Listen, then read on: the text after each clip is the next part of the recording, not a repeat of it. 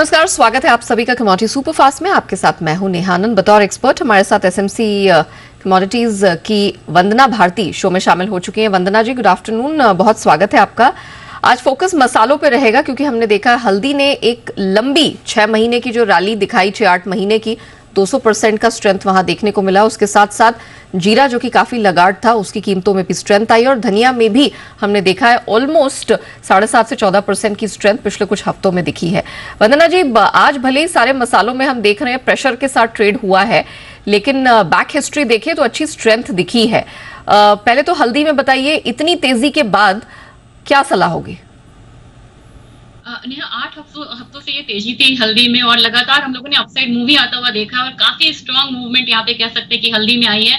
और यहाँ पे धनिया ने भी रैली को काफी कैचअप करा है यहाँ पे। तो मेरे ख्याल से ये एक प्रॉफिट बुकिंग वाला मामला है और यहाँ पे मुझे लग रहा है कि प्रॉफिट बुकिंग हो रही है। दूसरी चीज है कि नेक्स्ट कॉन्ट्रैक्ट भी अब ज्यादा लिक्विड हो गया है, तो अभी थोड़ा सा यहाँ पे ट्रेडिंग पैटर्न भी यहाँ पे चेंज होगा, उससे पहले प्रॉफिट बुकिंग आएगी।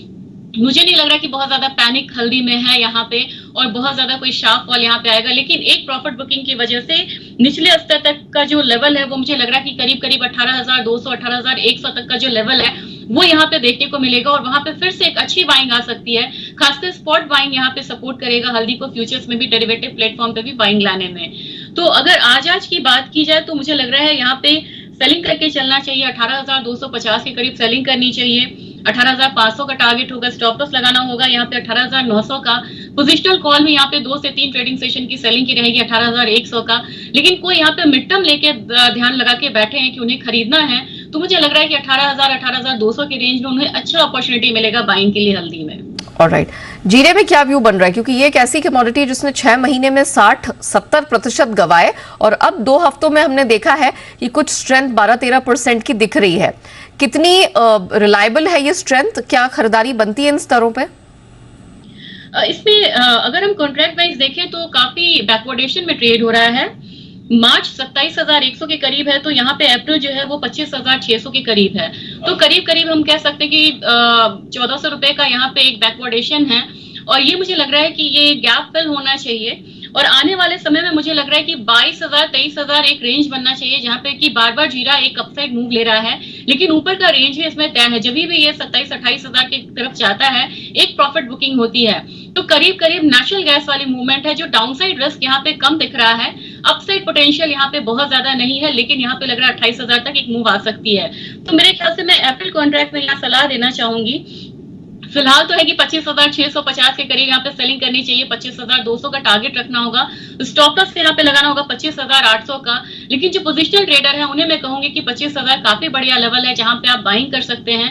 अपसाइड टारगेट यहाँ पे 28,000 का रखना होगा, स्टॉप लॉस लगाना होगा यहाँ पे 23,000 का। और ये ऐसी कमोडिटी है जो मुझे लग रहा है कि मेजरली यहाँ पे 24,000 से लेके 28,000 तक का जो रेंज है उसमें इस महीने ट्रेड कर सकती है मार्च मंथ में। ओके, एक बार कच्चे तेल पे फोकस कर लेते हैं क्योंकि डेज हाई के पास ये कमोडिटी है और आज का दिन महत्वपूर्ण इसलिए भी है क्योंकि आज 3 बड़ी एजेंसीज की, एनर्जी एजेंसीज की रिपोर्ट आनी है। तो जरा बताइए कि वो रिपोर्ट आने से पहले कैसे तैयारी करें? 6500 के पास है अभी कच्चा तेल।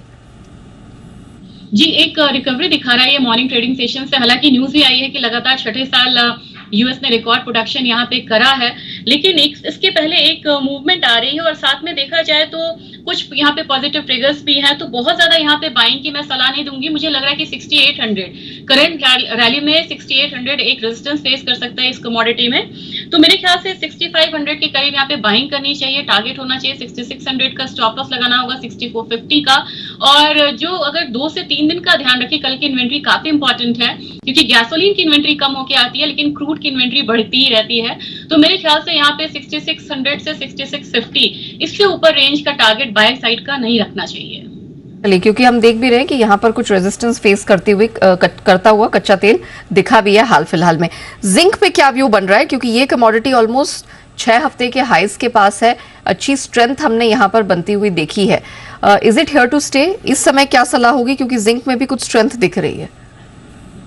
नेहा, मुझे बेस मेटल काउंटर पे यहाँ पे स्ट्रेंथ दिख रही है। मुझे लग रहा है कि काफी लॉन्ग कंसोलिडेशन के बाद एक अपसाइड देखने को मिलेगा, खासकर एल्यूमिनियम में, कॉपर में भी। यहाँ पे जिंक ने काफी अच्छा स्ट्रेंथ दिखाया। लगातार हम लोगों ने 4 ट्रेडिंग सेशन में बहुत ज्यादा अपसाइड आता हुआ देखा है।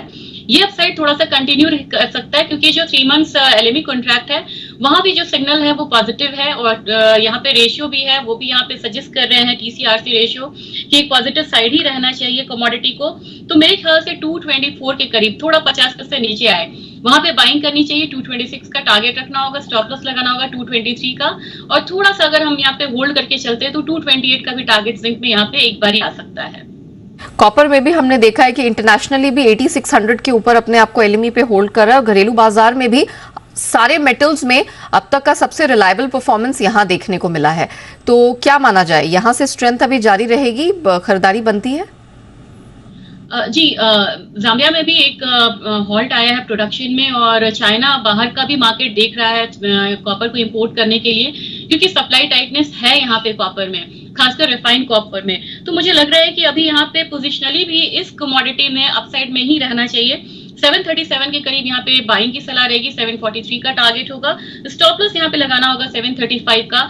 अगर सेकंड टारगेट में यहाँ देना चाहूँ तो मुझे लग रहा है कि कॉपर इस रैली में, इस लेग में यहाँ पे 752 तक का भी एक अपसाइड टारगेट आता हुआ देख सकता है। ओके, तो अच्छी खासी स्ट्रेंथ की पूरी संभावनाएं हैं, एंड बट ऑफ कोर्स ये है भी इसलिए क्योंकि हमने देखा है कि दिसंबर ऑनवर्ड्स यहां पर इन्वेंट्रीज ऑलमोस्ट 30-35% गिर गई हैं, तो उसका भी एक सपोर्ट कॉपर को मिलता हुआ दिखाई दे रहा है। Thank you so much Vandana ji, it's always a pleasure speaking with you, और हमारे दर्शकों को बताने के लिए कि शाम के सत्र में और आने वाले सत्रों में ऑफकोर्स कौन कौन सी कमोडिटीज हैं जिन पर खास नजर रखनी है। इसी के साथ शो को हम यही रैप अप करते हैं, लेकिन बने रहिएगा जी बिजनेस के साथ।